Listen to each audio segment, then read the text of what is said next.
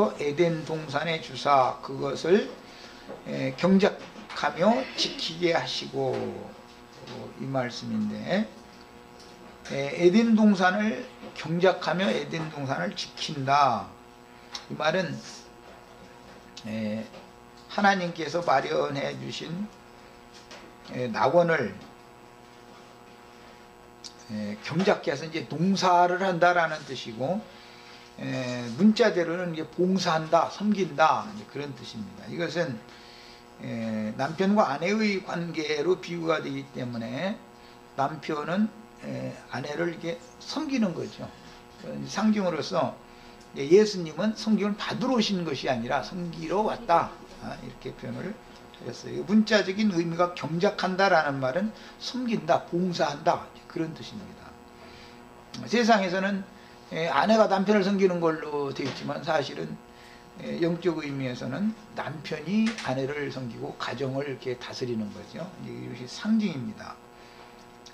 그 다음에 이 사역의 위임에 있어서는 육적 장자와 영적 장자를 성경에서는 암시적으로 지금 여기서는 감춰두고 있지만, 에덴 동산을 경작하는 문제와 동산 밖에서 땅을 경작해서 채소를 넣는 문제, 이거 이제 잘 생각을 해보셔야 됩니다. 그러니까 그러므로 땅의 흙에 그 이름이 기록되는 육신의 자녀들인 신의 산 자녀들과 하늘에 기록된 장자들의 교회에 이른 자들, 곧 그 이름이 하늘에 간직된 기업을 욥으로 받을 후사로 어린 양의 생명책에 기록된 영적 장자들의 명분과 그 권리에 관한 기록들이 대비되고 있기 때문에, 이게 성경에서 이제 큰 두 줄기의 이제 줄기의 흐름이라고 할 수가 있습니다.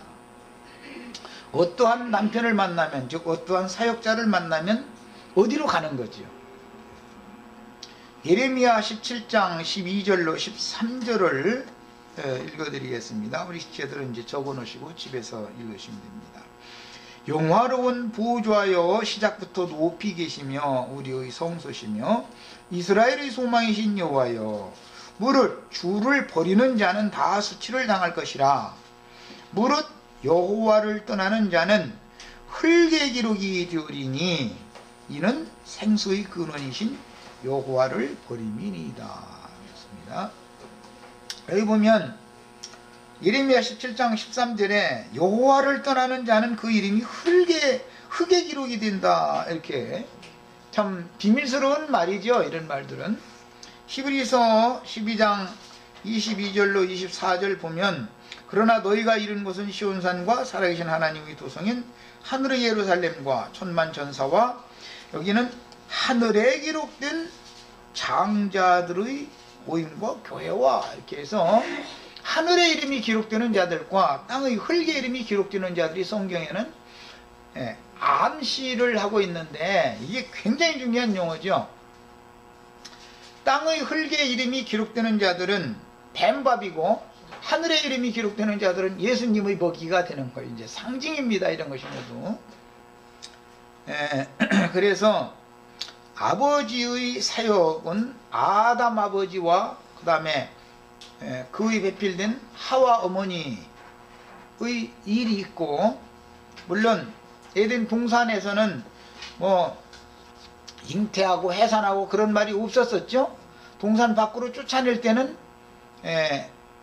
아담은 땅에서 농사를 해서 채소를 먹어야 되고, 이 아내를 이제 다스려라. 거기 가서는 이제 거기 경작하라는 말이 이제는 아니고, 이제 동산 밖으로 쫓아냈을 때 하신 말씀 다스리라라는 말은 주도적으로 주관해야 된다, 이제 그런 표현인데, 단어 자체가 거기서는 아내는 남편을 사모하고 잉태하는 고통과 해산하는 수고를 해야 된다는 이제 말씀으로 주어집니다. 그러니까 성경에는 사역상의 일이 남편이 해야 될 일이 있고 아내가 해야 될 일이 있죠. 하나님의 일이 있고 사람이 해야 될 일이 있는 거예요. 그럼 하나님이 해야 될 일은 뭐냐? 은혜를 주시는 것이고 믿음을 주시는 것이고 구원을 베풀어 주시는 거예요. 구원자를 보내주시는 거예요. 그러나 사람이 할 일은 뭐냐면 구원자의 말씀을 믿음으로 받아들이는 일을 해야 되는 거예요. 믿어야 되는 거예요. 양면이 이제 성경의 사역으로 이게 제시가 됩니다. 지금 중요한 그 성경 구절 두 대비되는 구절을 읽었는데, 흙의 이름이 기록되는 자들이 있고 하늘의 이름이 기록되는 자들이 있다라는 것이, 이건 굉장히 중요한 말입니다. 이건 사실은 우리 형제 자매님들 이름이 하늘에 기록된 장자들의 총회에 들어간 자들로서 어린 양의 생명책에 이름이 다 기록이 되시는 것에 대한 이상이 오늘 밝아지셔야 되겠어요. 그러면 그 남자의 사역이라는 건 뭐냐? 하늘에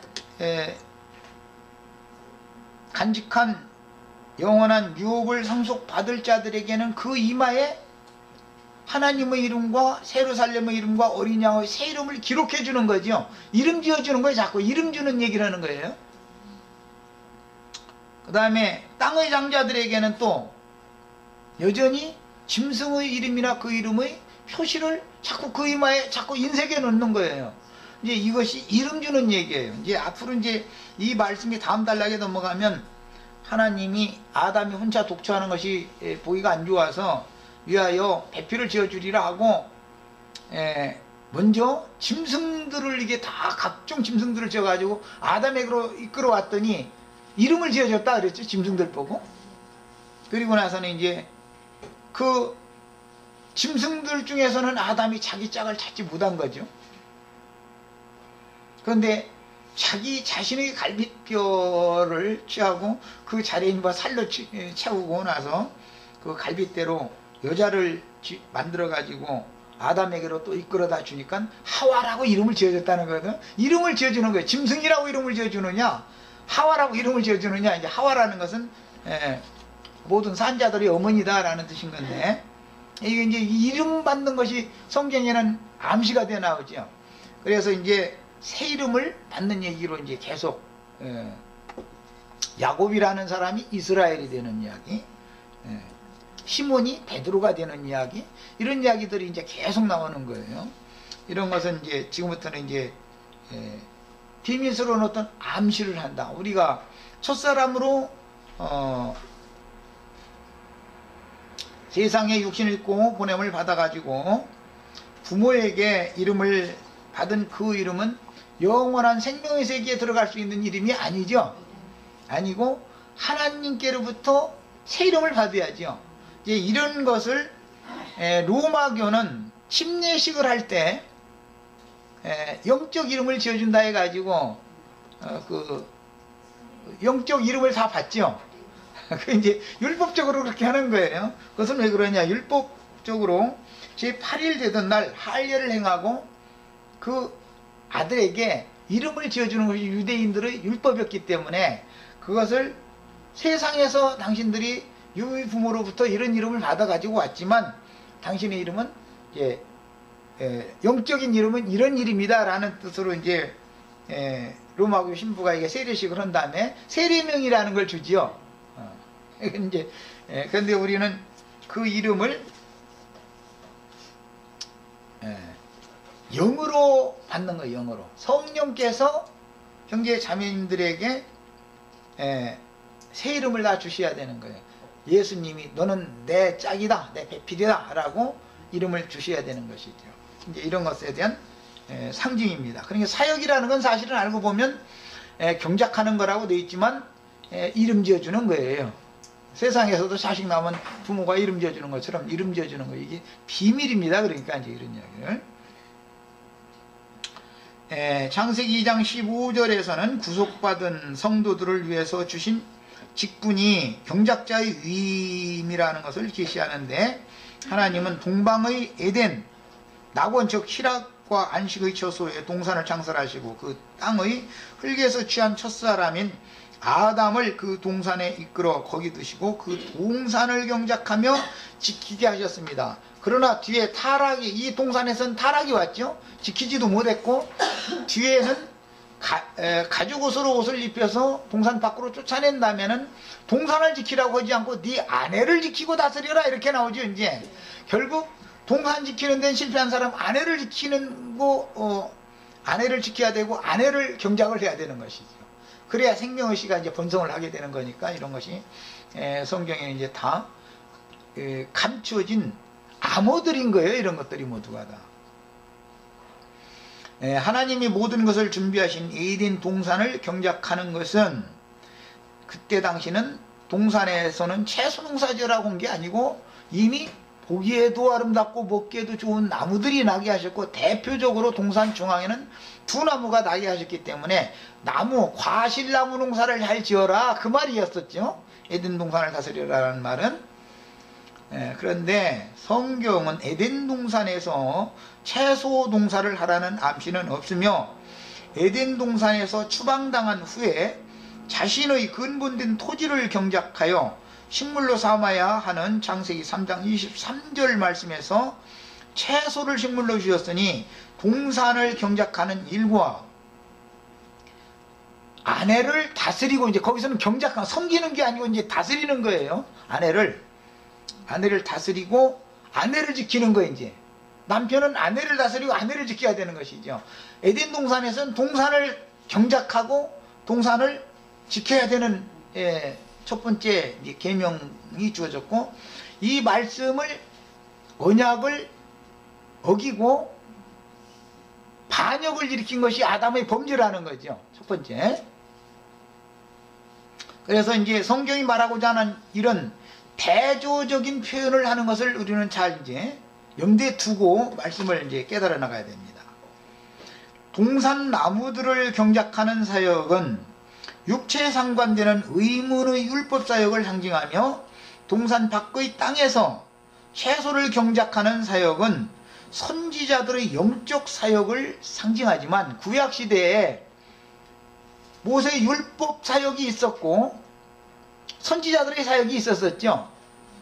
율법 사역이라는 것은 하나님이 다 마련해 주신 동산, 나게 하신 그 동산에서 나게 하신 나무들을 잘 경작하는 그런 사역은 율법 사역을 상징한다 이런 말이에요. 그런데 동산 밖으로 쫓겨나 가지고 메마른 땅에서 채소 농사를 해야 되는 이런 사역은 선지자들의 사역이다 이거예요. 그걸 상징하는 거예요. 그러나 여전히 그리스도와 그 영의 보내심을 받은 율법과 선지자의 사역이다 해가지고 구약시대엔 사역이 두 가지가 있죠. 율법과 선지자의 때를 마감하는 것은 요한의 때까지다 그랬잖아요. 율법 사역은 모세가 하는 거고 선지자의 사역은 엘리야가 대표적으로 하는 거예요. 이것이 이제 상징입니다. 그래서 그 영의 보내심을 받은 사자들의 영적 사역을 상징하는 모형과 예표가 되는 율법과 선지자의 사역을 이미 창세기에 이렇게 암시를 해놓고 있다.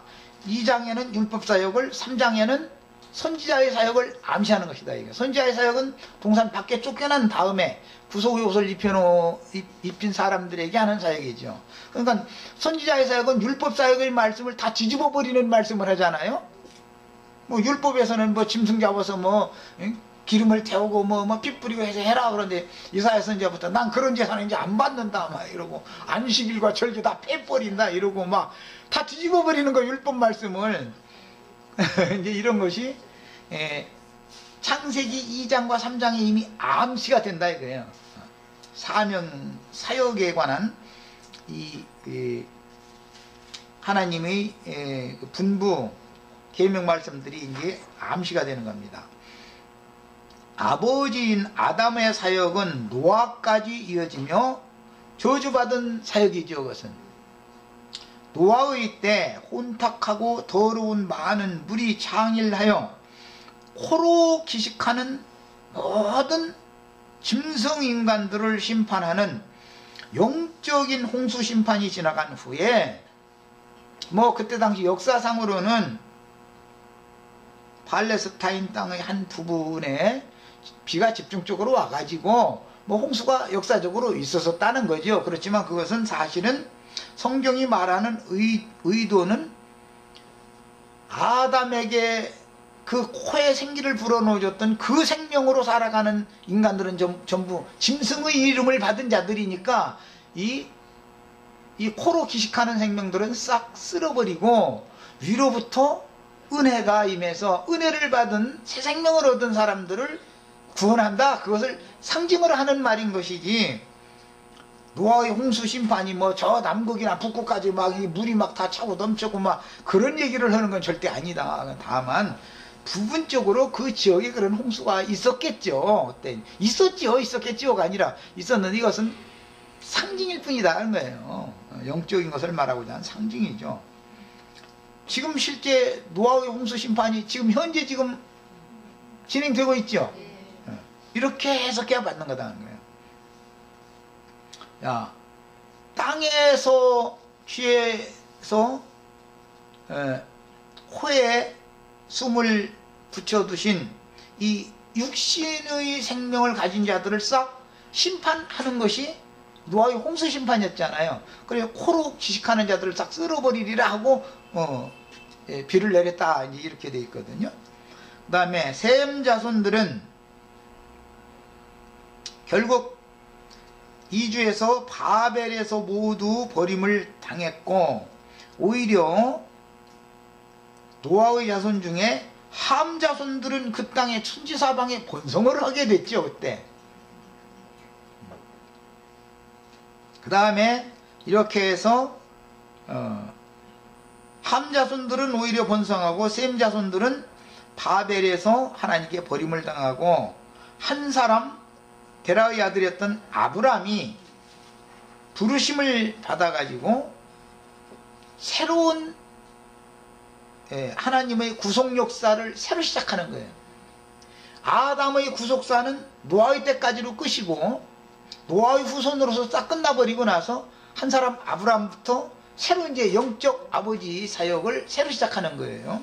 이것이 창세기에 나오는 큰 사역에 관한 이상입니다. 본문에 나오는 경작하다라는 이 아바드라는 히브리어 이 말은 기본적으로 일하다, 봉사하다, 섬기다, 이런 의미가 있습니다.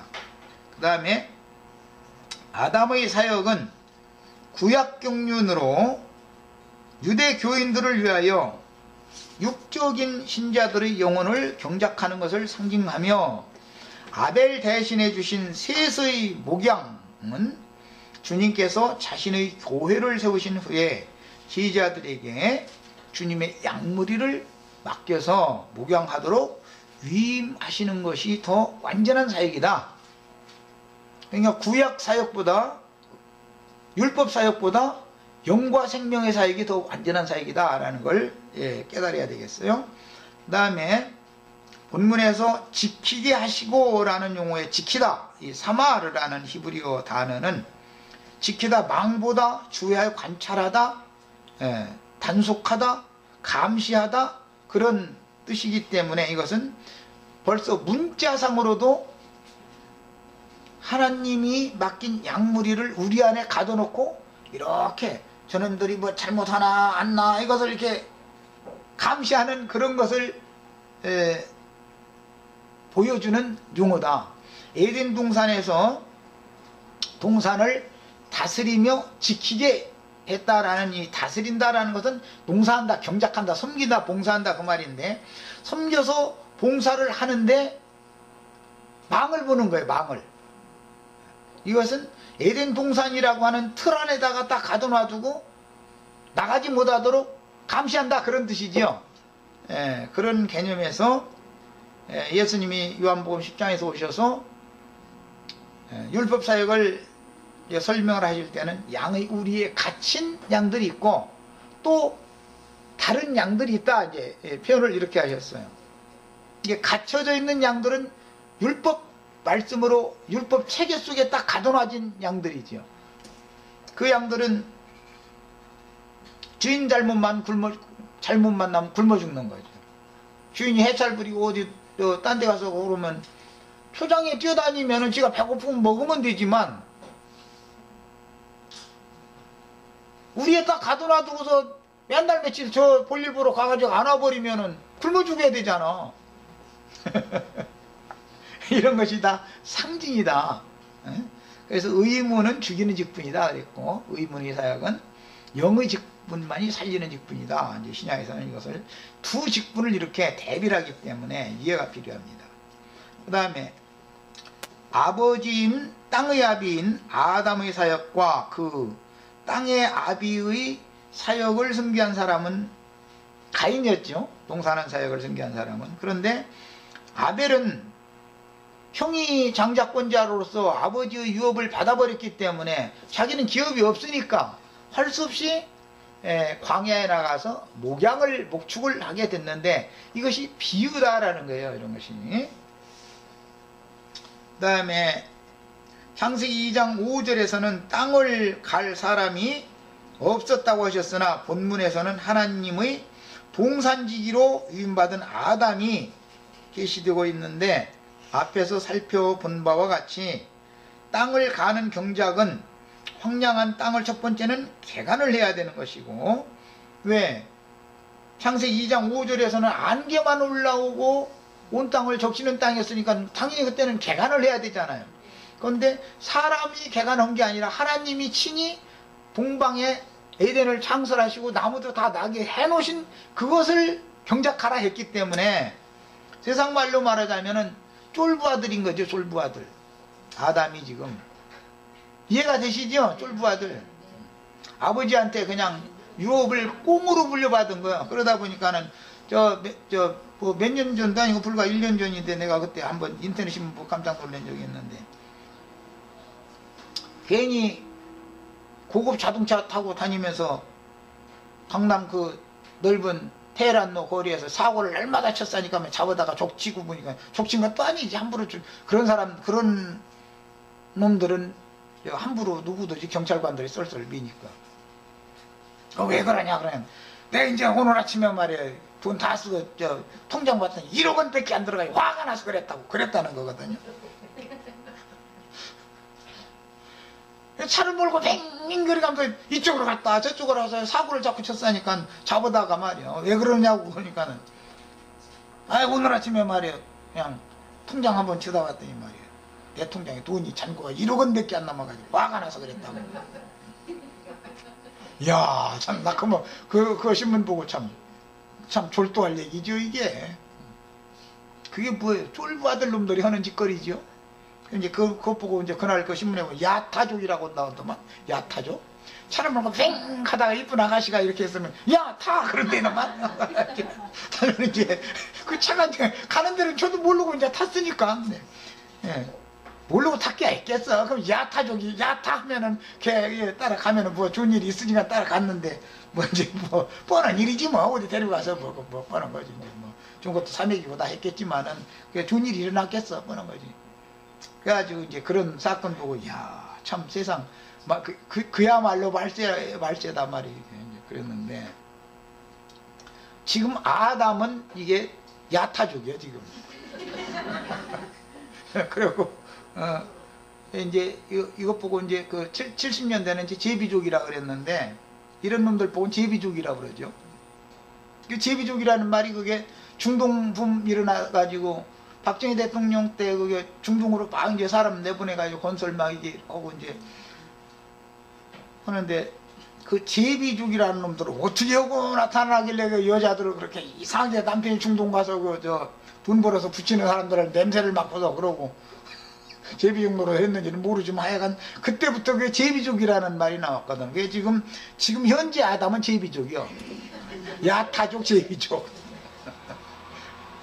이 사람은 절대 성공할 수 없다는 걸 보여주는 거예요.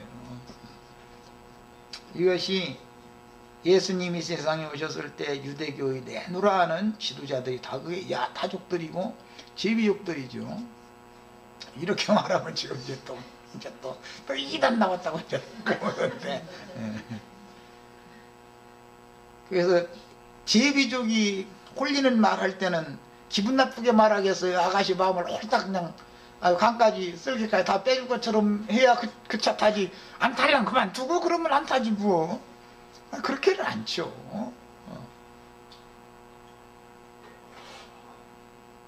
지 욕망을 채우려니까 아주 간쓸게 다 빼주는 말 해가지고 홀딱 반하게 만들겠지. 다 이것이 지금 무슨 뜻인지를 아셔야 돼요.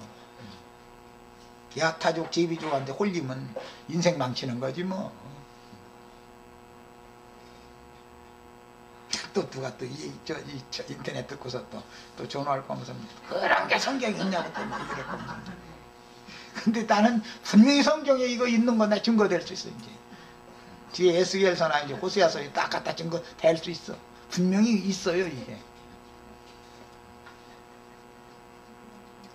근데 거기는 야타족이라고가 되지가 않을 뿐이지. 자기가 모든 것들을 연단과 시험 가운데에서 인생 경험을 통해서 하나님께 친히 가르침을 받아가지고 사람들을 모아서 말씀을 가르쳐야 사람들이 은혜를 받고 구원을 받는 것이지, 무슨 옥스포드나 뭐 저기 하버드나 막 이런데 막 나온 거 이런 것을 가지고 앞세워서 사역을 하는 사람들은 겉으로 보기에는 보기에도 아름답고 먹기에도 좋고 지혜롭게 할 만큼 탐스러워 보이는 나무지만은 사실은 알고 보면은 그게 야타족일 가능이 참 많죠. 제비족일 가능이 많죠. 사람 만나도 조심해서 만나야 되는데, 세상 사람들이 전도를 받을 때는 야타족이 하는 말이 훨씬 더 달콤하지, 주님이 오셔서 하는 말은 게 달콤한 말을 않거든요. 이게 문제죠. 그냥 분별을 하기가 어려운 거죠, 이게. 그 다음에 안개만 올라오는 그 땅의 주인께서 친히 개간하여 보기에도 아름답고 먹기에도 좋은 나무들이 나게 하신 그 동산을 경작하고 지키라는 위임을 맡은 아담은 그 땅의 동방의 동산을 창설하신 주인을 위하여 수고해야 할 종의 신분이므로, 아담은 하나님의 그 본체시나 종의 형체를 취하여 죽기까지 순종하신 하나님의 동산지기시며 경작자의 양의 분이요 옥자가 되신 인자 예수에 대한 표상일 뿐이지, 이 사람은 진짜가 아니다라는 것을 아셔야 됩니다. 땅의 압이라는 건 진짜가 아니에요. 아담의 사역은 땅에 선한 자들의 아버지로서의 사역이므로 구약 경륜을 상징하며 에덴 동산의 사역이 실패하므로 에덴 동산에서 추방당하여 근본된 토지를 경작하게 되었을 때 당연히 물이 넉넉한 유브라데 하수를 개간하여 동사하게 마련이고, 가인은 아비의 기업을 상속하였던 것이니 동산 밖에 쫓겨났을 때까지도 여전히 아담은 땅의 사역을 하기에 마련이다라는 것이죠. 이것은 영적 사역으로서 인간의 심령에 임하신 예수 그리스도께서 인간의 마음에 동사하는 천국 농사를 상징하는 말이지, 이것은 완전한 게 아니다라는 말이에요. 사실은 물질적인 땅에 농사하는 것은 완전한 게 아니죠. 인간의 마음에 하나님 말씀을 심어서 농사를 하는 것이 완전한 농사인 것이죠. 그 다음에 아비의 기업을 상속할 명분과 권리가 없었던 차자인 아벨은 개간되지 않은 들판에 하나님이 나게 하신, 이것은 자기가 수고해서 나게 하는 게 아니죠. 짐승 풀 뜯어먹게 하는 건 자기가 풀농사 지어가지고 짐승 기를 수 있는 건 아니잖아요. 하나님이 그냥 나게 하신 것을 자기는 그냥 양무리 염소무리를 이끌고 다니면서 그냥 뜯겨서 먹고 살 뿐이죠. 양의 젖을 얻어서 먹고 살 뿐이죠.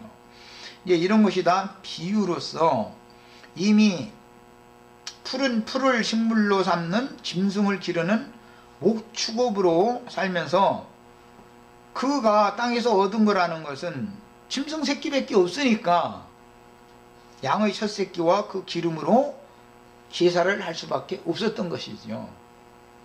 그러나 가인은 땅의 소산으로 농사를 진 것 중에서 좋은 걸 드렸는데, 사실은 채소 중에서도 제일 좋은 채소를 갖다 드렸다, 이제 그 말인데, 그것은 상징이라는 거예요. 그래서 땅의 짐승 인간들을 대표하는 가인과 하늘에 거하는 자들을 대표하는 아벨 대신해 주신 셋으로 상징되어지는 육적 장자와 영적 장자에 대한 비밀이 아담의 지금 현재 에덴 동산을 경작하던 아담과 에덴 동산 밖에서 땅을 경작하던 아담 그 두 아들이 지금부터는 제시된다. 예. 에덴 동산에서는 아담이 실패를 했기 때문에 뱀이 그 동산을 잘 지키지 못했으니까 뱀이 동산에 들어가가지고 아담의 부인을 미혹한 거잖아요. 그래가지고 아담의 아내인 그 여자에게 짐승의 씨를 심었기 때문에 가인이라는 육적 장자가 태어난 거거든요. 그것이. 하나님은 가인의 그 육신의 하나님은 영이기 때문에 영적 자녀를 낳게 하시는 것이지 육적 자녀를 낳게 하시는 일은 없는 거죠, 원래가. 근데 이런 것이 다 상징적인 표현들이었다 하는 거예요. 그 다음에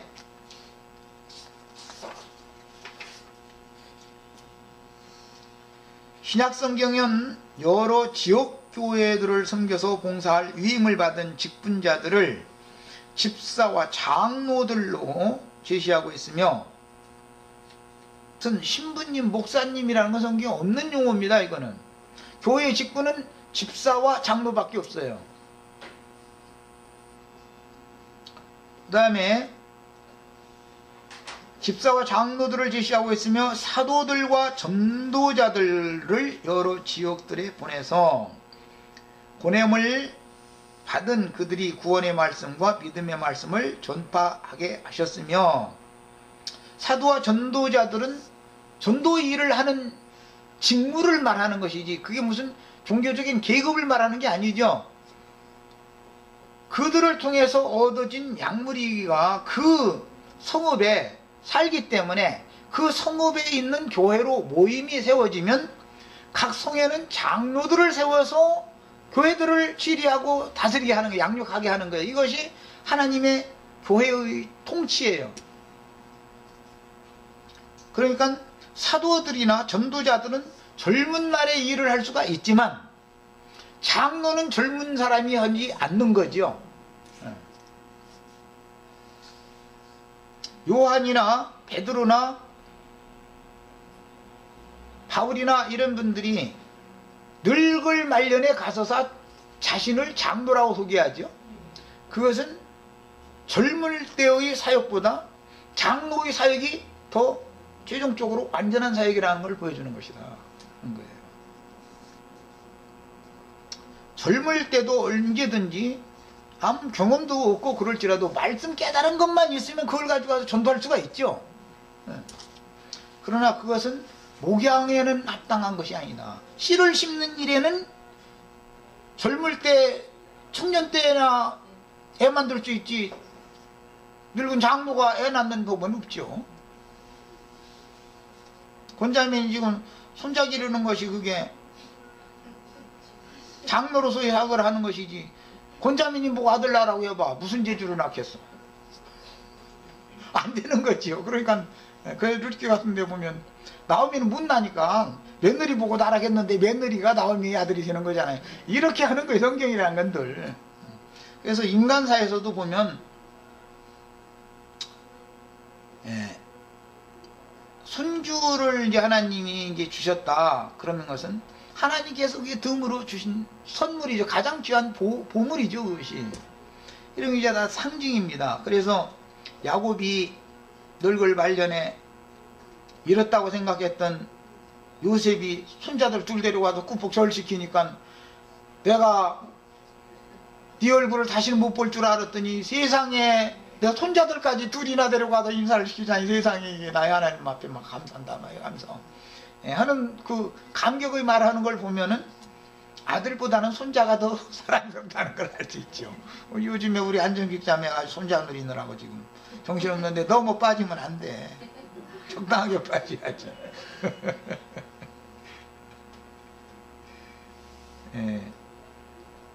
이제 이런 인간사를 알아야 성경 이야기를 알 수 있는 거죠.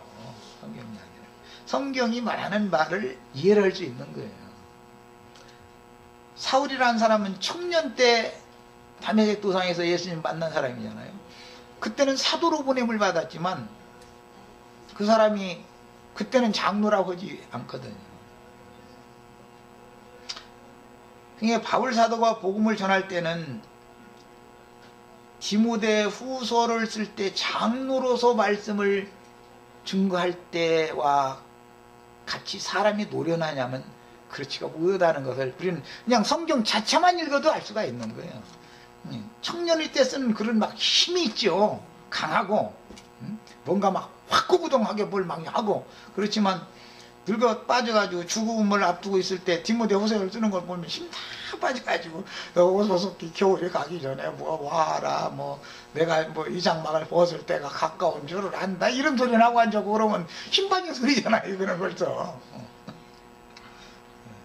그래도 할아버지 말을 무시하면 안 되는 거죠. 할아버지 말은 다 그냥 압축해서는 말해도 그 속에는 인생이 묻어나오게 마련이죠. 거기서.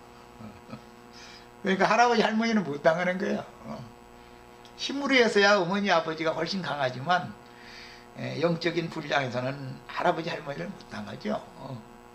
그런데 이것이 생명의 질서예요. 이것이.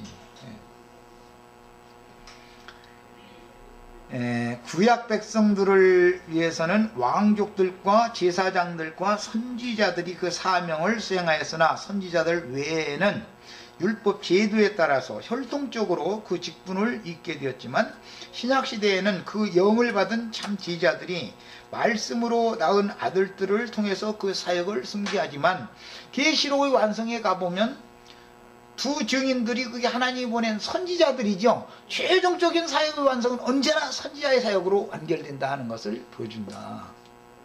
왕이나 제사장의 사역이 완성이 아니다 이 말이죠.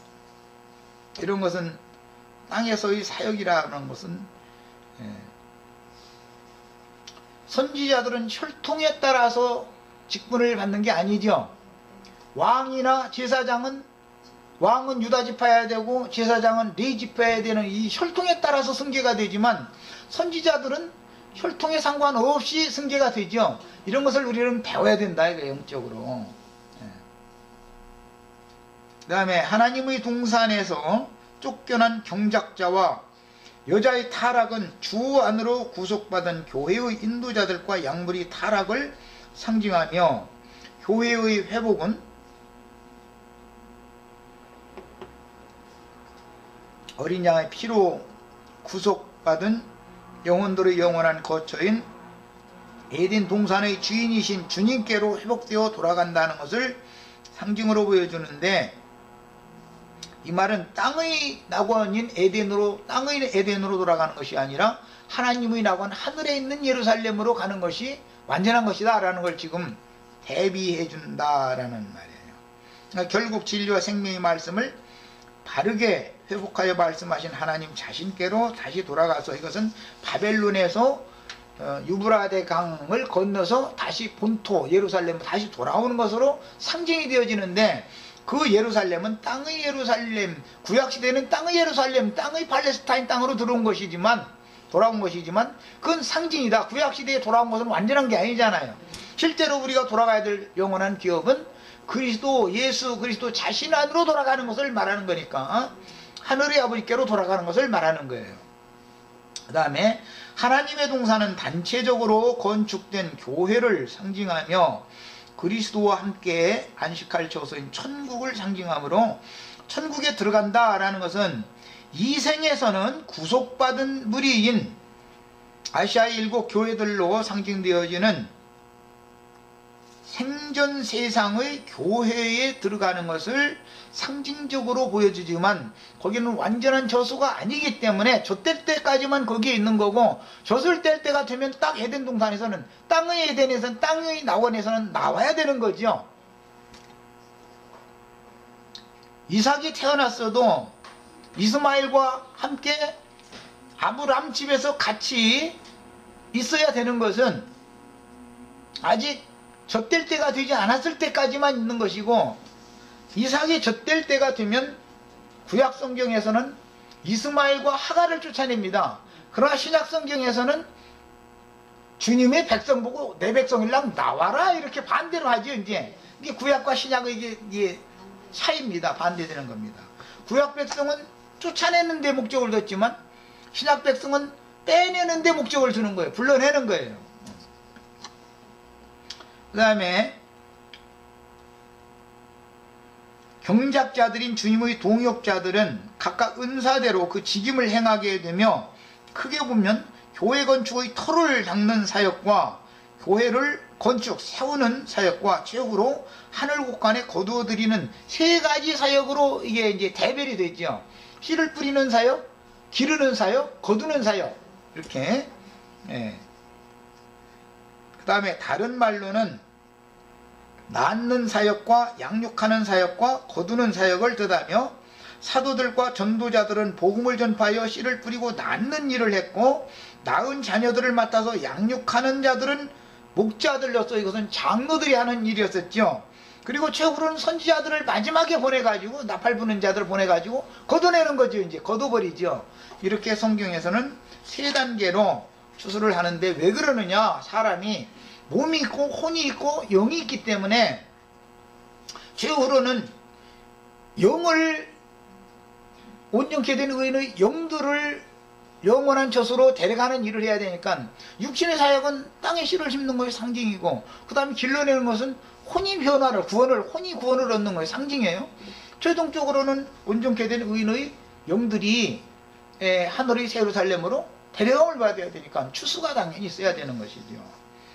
자, 그래서 마지막으로 온 땅에 보내심을 받은 하나님의 7 영들이며 주님의 오른손에 잡힌 7 별들로 상징되는 주의 증인들인 선지자들은 7 교회들에서 이기는 자들을 빼내어 그 영과 신부가 초대하는 것으로 인도하여 그곳에서 비밀리에 양육시켜서 혼인날을 준비시킨 후에 마지막으로 추수되게 하는 것이 성경의 구조입니다.